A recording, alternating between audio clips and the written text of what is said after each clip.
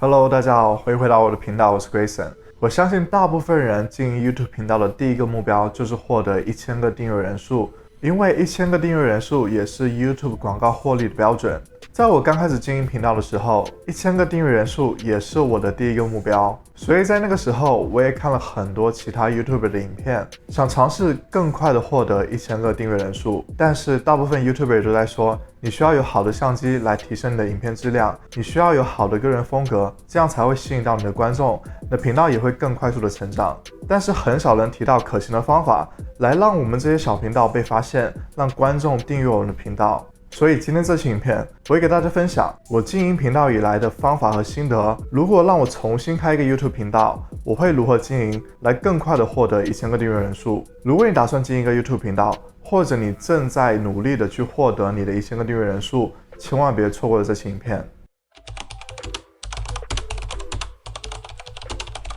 首先有一件事我会在开通频道前就做，就是写好我的频道计划。这个频道计划包括我为什么要开通这个频道，我的频道主要是讲什么内容的，我的影片给谁看的。有了这个计划之后，你的频道规划就会有个清晰的方向，观众来到你频道的时候，他们也会非常清楚的知道是否应该订阅你的频道。首先，为什么要开通 YouTube 频道？是为了记录生活，在未来的时候可以回看，有个美好的回忆，还是为了自己的兴趣爱好，想分享自己喜欢的内容，还是打算通过 YouTube 来创业，打造自己的多重收入，从而告别朝九晚五的工作？一旦你清楚了开频道的原因和最终目标，你就知道你要花什么样的步骤来达到这个最终目标。接着就是你的频道打算做什么内容，想朝着哪个主题发展，想分享给你的观众什么内容，是个人生活、读书、创业，还是穿衣搭配、美妆等等。例如我的频道就是分享一些 YouTube 运营的方法和技巧，来帮助其他的 YouTuber 更好的经营他们的频道。最后就是找到你的针对观众，你的内容是给谁看的？是给家人，还是你想分享一些方法来帮助某一类观众解决他们的问题？一旦你清楚这3个问题，为什么、做什么、给谁看，你的频道就会奠定一个非常好的基础，对你频道的长期发展也有非常多的好处。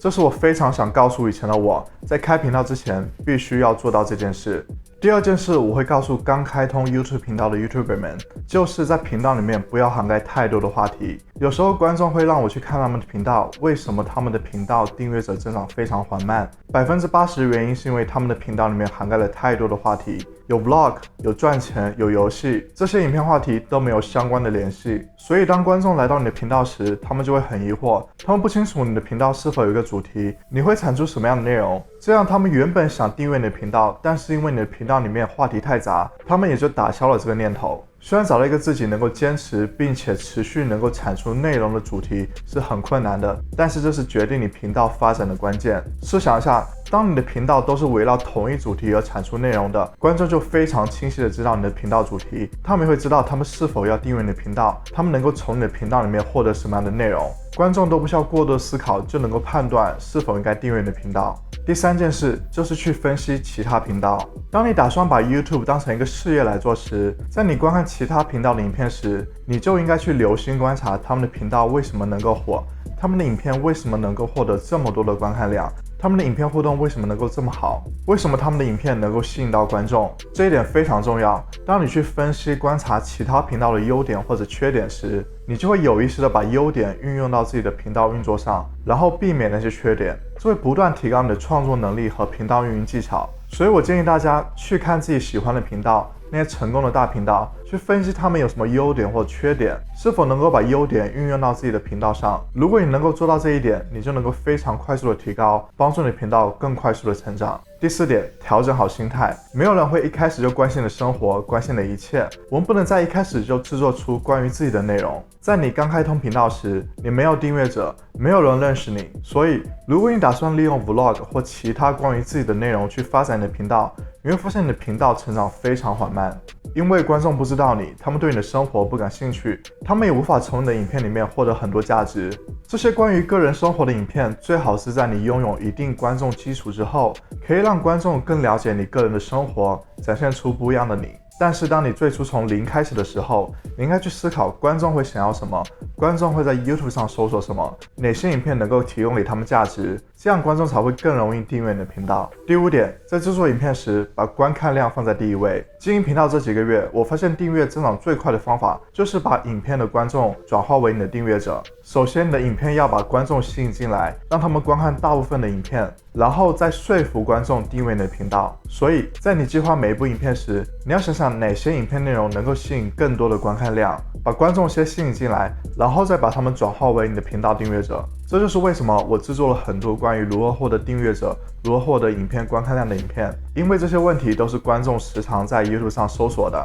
我想先把观众吸引到我的频道，然后再通过我的影片说服观众订阅我的频道。第6点就是影片优化。影片优化一直是我强调的一件事。影片优化要考虑到3个要素：你的影片、YouTube 还有观众。当人们在 YouTube 上搜索某些话题时，当你有相关话题影片时，你的影片就会出现在搜索结果里，观众就有机会点开你的影片观看。当观众从你的影片获得他们想要的信息时，他们就有机会订阅你的频道，因为他们想获得更多相关的信息。如果大家想全面学习如何做好 YouTube SEO， 我专门准备了一个播放列表，大家可以去看一看。影片优化是所有频道成长的基础，这也是为什么很多频道能够从小频道快速的变成大频道，就是因为他们利用好了 SEO， 做好了影片优化，观众能够不断的搜索到他们的影片。第7点，注重影片观众粘度。我们很多时候都陷入了一个这样的误区，我们总是更在意影片的观看量，但是检验影片表现其实是另外一个数据，观众粘度。在 YouTube 挑选推荐影片时，他们会看哪些影片会让观众观看更长的时间，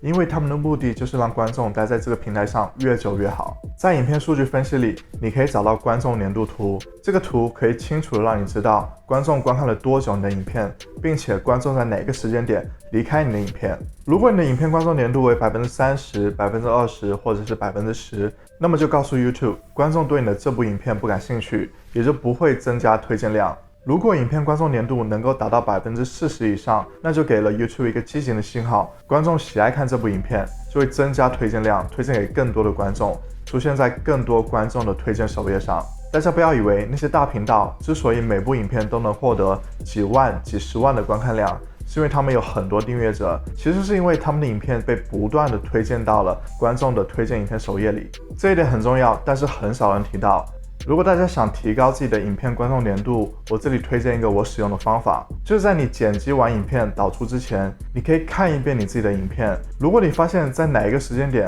不能够吸引到自己，那也就证明在这个时间点也无法吸引到观众，你就应该思考是否需要加入一些其他元素来保持对观众的吸引力。还有一个小频道增加曝光度的方法，就是同领域频道的合作。当自己还是一个小频道时，急需曝光量，你就可以找同领域的其他频道，尝试和他们合作，交换流量，这样你的频道就会被其他频道的观众所发现，他们也会感兴趣你频道的内容。关于频道合作，你可以去其他频道的描述栏，可以找到他们的 IG 或者是邮箱，你可以告诉他们你们有相似的主题，针对相同的观众。如果能够频道合作，能够更快的促进彼此频道的发展，这样你就能够吸引到他们的观众，他们也能够吸引到你的观众。0到1000个订阅算是经营频道时候比较困难的一个阶段，所以希望这期影片能够给大家提供有用的信息，能够帮助到你们更快的获得0到1000个订阅人数。如果大家喜欢这期影片，别忘了为我点个赞，也欢迎大家订阅我的频道，打开旁边的小铃铛，